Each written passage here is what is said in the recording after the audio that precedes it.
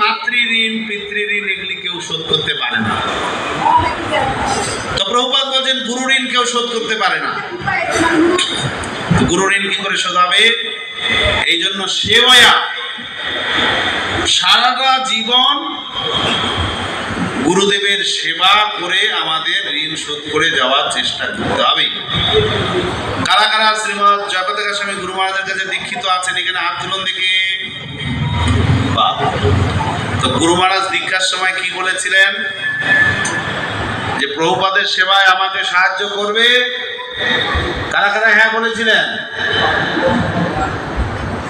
ওই একদিন আধদিন সাহায্য করলে ঋণ শোধ হবে না। সারাটা জীবন ধরে গুরুদেবের সেবা করে যেতে হবে, মানে মৃত্যুর আগ পর্যন্ত গুরুদেবের সেবা করে যেতে হবে।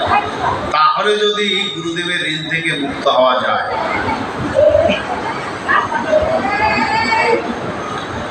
এখন কেউ দীক্ষা নিয়ে যদি গুরুদেবের সেবা ছেড়ে দেয়, না গুরুদেবের সেবা করবো না, মন্ত্র তো পেয়ে গেছি, আর গুরুদেবকে ধরে কি হবে?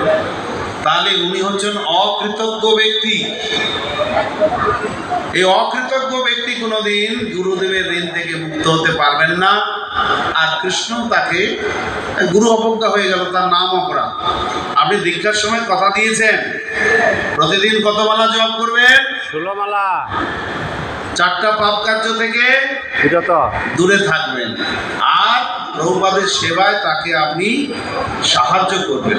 গুরুদেবের কাছে আপনি প্রতিজ্ঞা করেছেন, প্রতিজ্ঞা থেকে যদি আপনি ভঙ্গ হন তাহলে কিন্তু আপনি অকৃতজ্ঞ। আমরা এটা বলতে পারি প্রহ্লাদ কৃষ্ণ প্রভু অকৃতজ্ঞ ছিলেন না। তিনি তার জীবনের শেষ মুহূর্ত পর্যন্ত গুরু সেবা করে গেছেন। নিতাই গৌর সীতারাম হরি হরি।